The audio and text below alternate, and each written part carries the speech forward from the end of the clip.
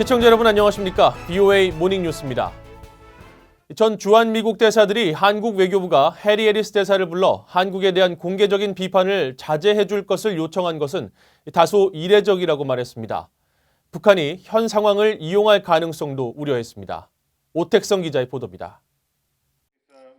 2000년대 중반 주한 미국 대사를 역임한 알렉산더 보시바우 전 대사는 이번 사안이 북한 문제와 관련해 부정적인 영향을 미칠 수 있다고 지적했습니다. 미한 간 균열을 노리는 북한에게 기회를 줄 수 있는 일종의 논쟁으로 볼 수 있다는 겁니다. This sort of dispute, I would call it, is not healthy. North Korea will continue to try to drive a wedge between Washington and Seoul, and this just creates new openings for the North Koreans. 또 대사를 부르는 행위는 특별한 일은 아니라면서도 실효성에 대해서는 의문을 제기했습니다. 한국 정부의 지소미아 종료가 실수라고 보는 미국의 입장이 변할 것이라고 생각하지 않는다는 겁니다. 1990년대 초반까지 주한 미 대사를 지낸 도널드 그레그 전 대사 역시 미 대사가 한국 당국에 불려가는 것이 외교의 일환일 수 있지만 흔한 일은 아니라고 밝혔습니다. 이어 이런 것이 미한일 3국의 공조를 약화시키는 것처럼 보일 수 있다고 우려했습니다. And that's unfortunate because I think it's very important to us that we maintain very strong good relations with those two countries who are very important allies to us. 2004년 주한 미 대사를 지낸 크리스토퍼 힐 전 대사는 미국 대사가 한국 외교부에 불려간 적은 있겠지만 자신은 그런 기억이 나지 않는다며 이례적이라고 말했습니다. 힐 전 대사는 그러나 미국 측의 반복되는 비판 중단을 요청한 한국의 입장을 이해할 수 있다고 밝혔습니다. Generally speaking, public statements for ongoing issues of this kind do not tend to be helpful. 앞서 한국 외교부의 조세영 1차관은 28일 해리 해리스 주한 미 대사를 외교부 청사로 불러 한일 군사정보보호협정 종료 결정에 대한 입장을 설명했습니다. 조 차관은 공개적이고 반복적인 미국의 실망감 표시는 한미동맹 강화에 도움이 되지 않는다며 자제해달라고 요구한 것으로 알려졌습니다. VOA 뉴스 오택성입니다. 마크 에스퍼 미 국방장관은 북한의 최근 미사일 발사와 관련해 과잉 대응하지 않을 것이라고 거듭 밝혔습니다. 미 국방부 고위 당국자는 북한 미사일 역량이 강화되고 있다는 점을 환기시켰습니다. 김동현 기자의 보도입니다. 28일 국방부 청사에서 취임 이후 처음으로 기자회견을 연 마크 에스퍼 국방장관은 북한 미사일 발사와 미한연합훈련에 대한 입장을 설명했습니다. 먼저 북한이 잇따른 단거리 미사일 실험을 우려한다면서도 외교의 문이 닫히지 않도록 과잉 대응하지 않을 것이라고 밝혔습니다. But on the other hand, we're not going to overreact. We want to take a measured response and make sure that we don't close the door to diplomacy. 또 트럼프 행정부의 목표인 되돌릴 수 없고 검증 가능한 한반도의 비핵화를 이루는 최선의 방법은 정치적 합의라고 강조했습니다. 미한 연합훈련에 대해서도 조정된 현 수준을 유지해도 대비 태세에 문제가 없다는 주한미군 사령관의 판단을 믿는다고 설명했습니다. He feels that the training and exercise plan we currently have underway is sufficient to maintain our readiness on the peninsula with our ROC allies. I trust the commander's assessment on the ground. 기자회견에 함께한 조셉 덤포드 합참의장은 연합훈련 규모는 조정했지만 대비 태세를 유지하기 위한 다른 방법들이 있다고 설명했습니다. 한편 이날 미 전략국제문제연구소 CSIS가 주최한 대담에 참여한 랜달 슈라이버 국방부 인도태평양 안보 차관보는 북한의 최근 미사일 발사가 다양한 의도를 가지고 있다고 분석했습니다. 정치적 의도에서부터 미사일 시스템 현대화, 또 협상에 앞선 지렛대 확보 등을 거론했습니다.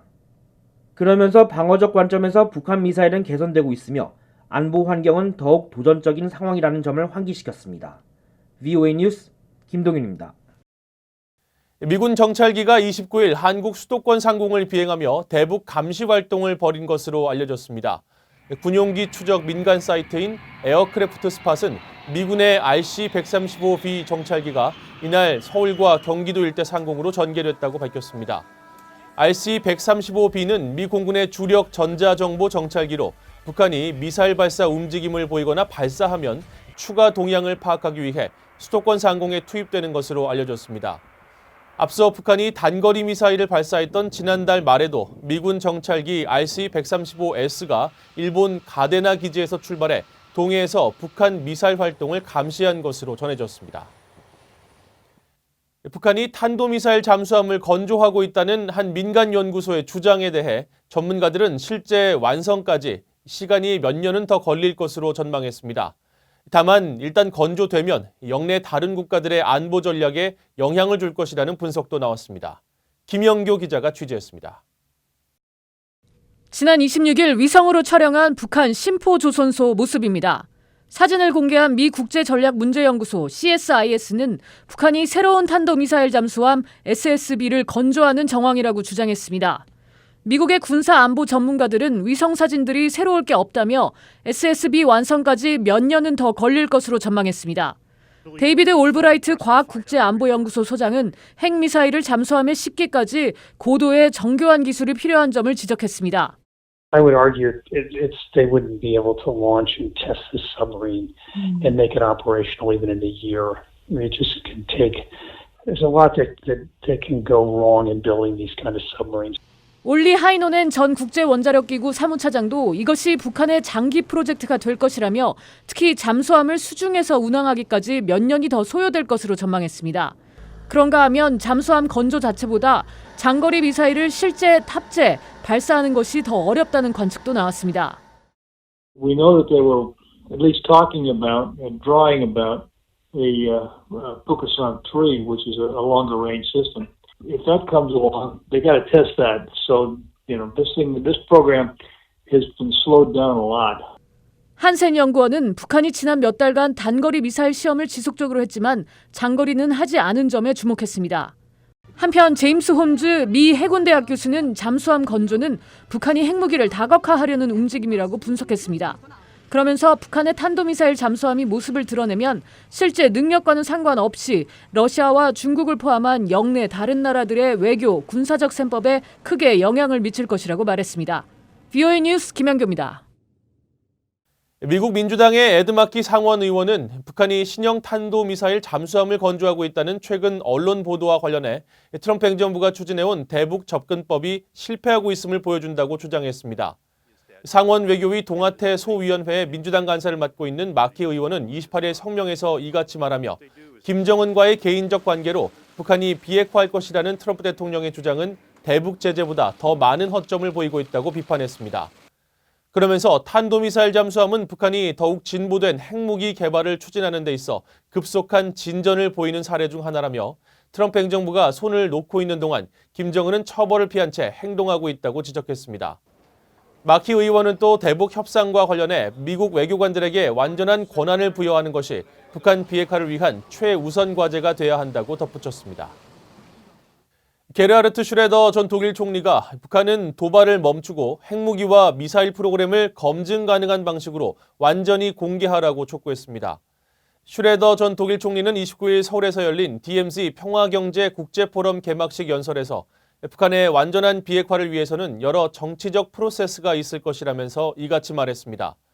또 북한이 최근 잇따라 단거리 탄도미사일을 시험 발사하고 유엔 안보리 결의를 위반했다며 도발을 멈추고 유엔 결의를 따라 협상장으로 나오길 바란다고 덧붙였습니다.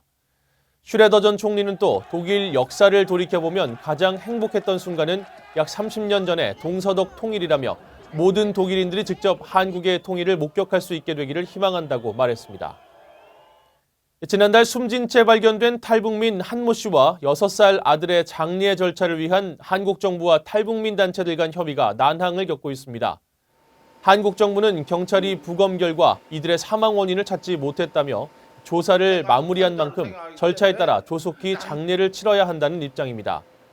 하지만 비상대책위원회를 결성한 탈북민 단체들은 사인 규명과 책임자 처벌 등을 요구하고 장례를 범국민적 시민장으로 다음 달 7일 치르겠다고 밝혔습니다.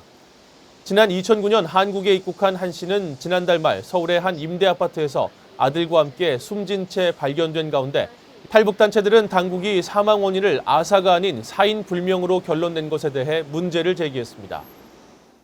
이상으로 VOA 모닝뉴스를 마칩니다. 시청해주신 여러분 고맙습니다.